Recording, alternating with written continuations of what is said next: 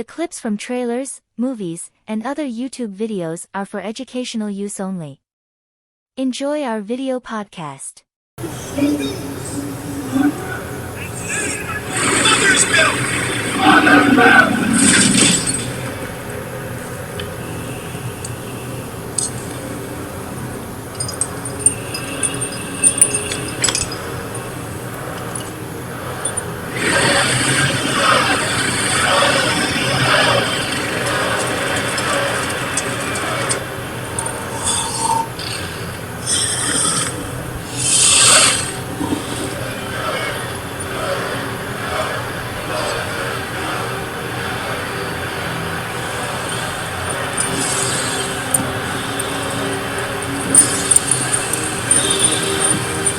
Man, do I love a great villain. And not just any old villain. A villain that's realistic. One that you could imagine in real life if you were to think about it and depending on your situation.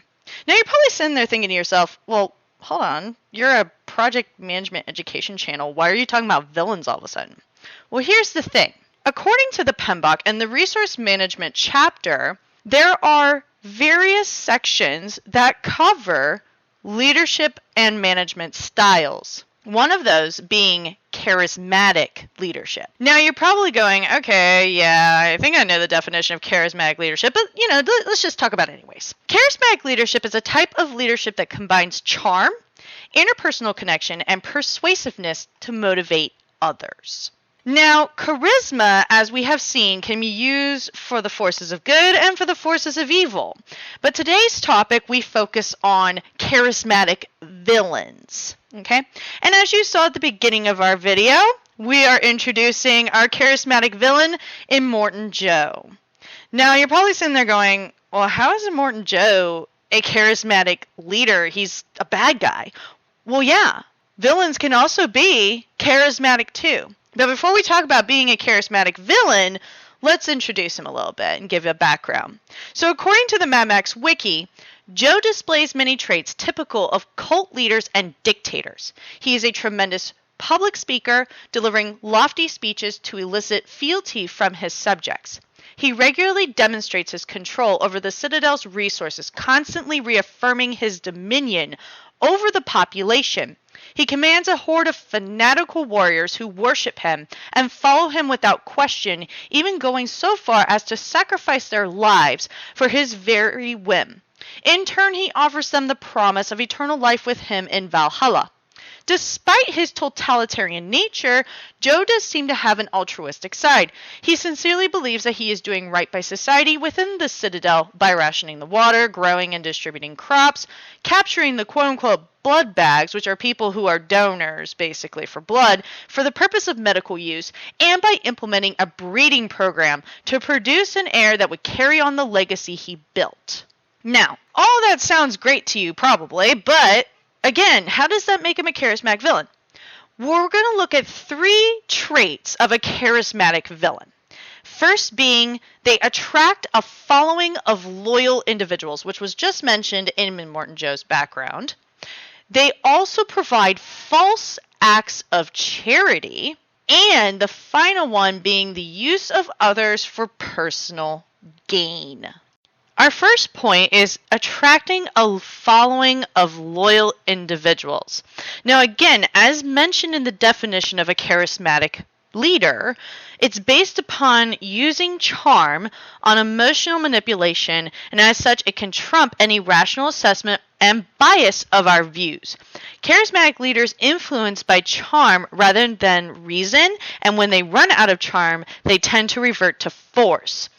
And this is pretty valid for Immortan Joe, because think about it. The Mad Max world itself is a deserted wasteland. It has faced nuclear fallout, war, you name it. And so, if you've watched any of the previous films, like Mad Max, Road Warrior, Thunderdome, you see that there is no such thing as morality anymore. Even the sense of humanity is completely gone from this world that is now Mad Max's world. And in addition to that, with the loss of morality and humanity, you start to have all these villains. Like in Mad Max, you had the Toe Cutter. In the Road Warrior film, you had like a band of bad men that wanted to take over this little town that was remaining. And what Immortan Joe does is he comes into the picture and he's saying, hey, I can give you protection. I can give you power, faith in something that was maybe once lost or thought to be once lost, and even giving you hope. And this is where, in many scenes in the beginning of the Mad Max Fury Road film, we see how people have this just weird following of Immortan Joe, from the War Boys to the people in the Citadel, where it's this false sense of protection, false sense of hope, false sense of faith, false sense of power, and that allows Immortan Joe to be able to do what he's going to do in the next other traits that we're going to talk about. And what really strikes me the most is the scene where he gives his speech when Imperia Furiosa and the War Boys were going to go off to, I think it was Gastown or the Bullet Farm. And he was like, my war boys taking this and, they will go and if they do well, they will follow me into Valhalla. And then in that same scene, you also see how he temporarily gives the people living in the Citadel water.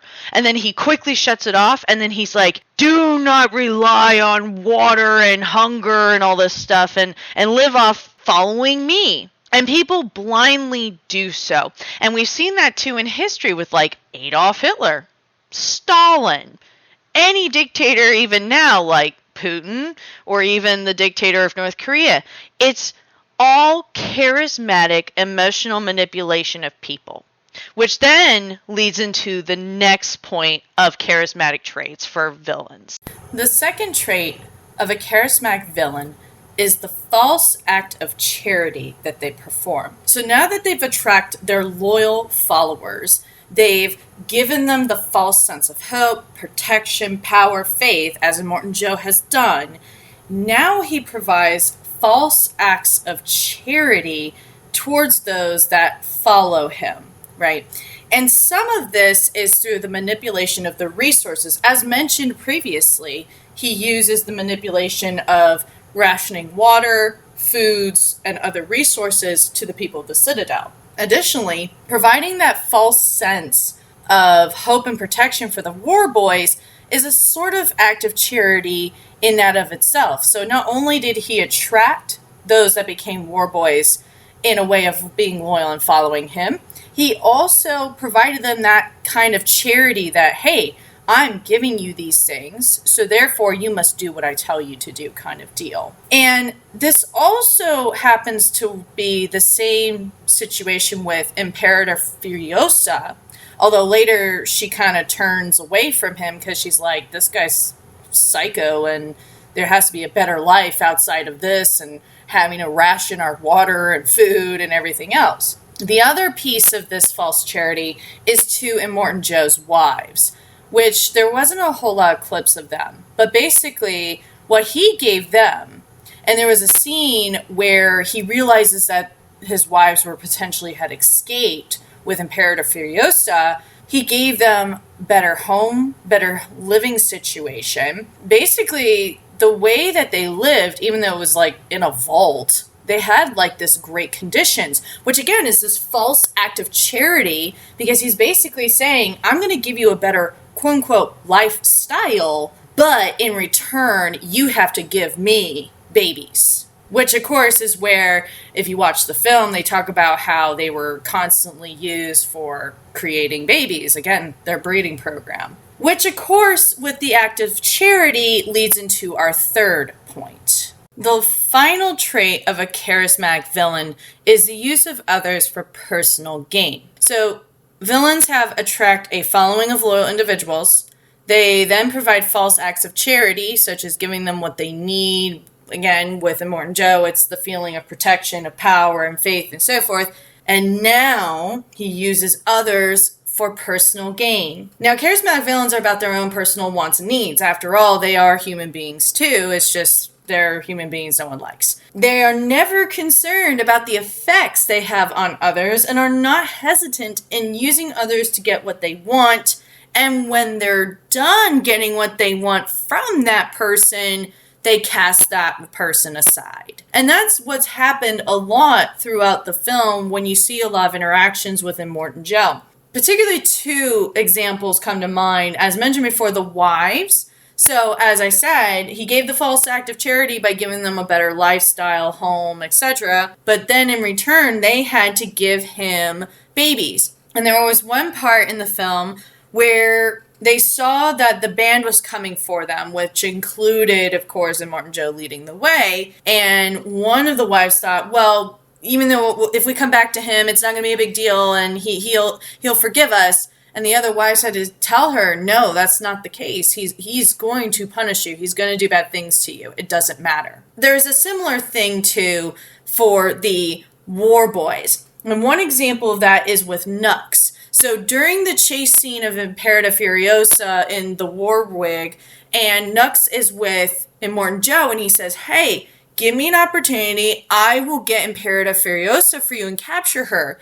And he says to Nux, he is an Immortan Joe, no, take this gun and you go and you kill her. And if you succeed, I will personally bring you to Valhalla myself. But here's the thing. Nux failed in doing that. And therefore, because he failed, Immortan Joe just casted him aside. He said, forget you.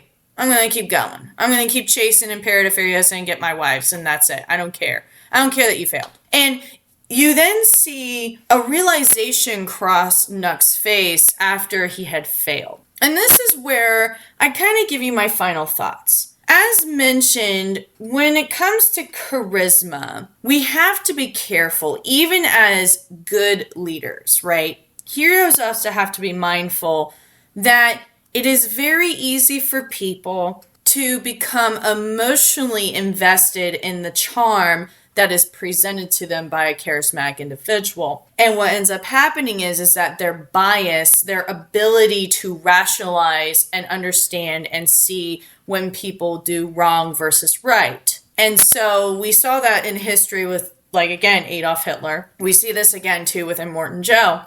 All the war boys never thought twice about, like, hey, like, this guy kind of takes away our food, our resources, our water. He's not very kind to us if we don't do what he wants. But because of his charismatic charm and his ability to emotionally manipulate those around him, Immortan Joe is able to get away with all the things he does.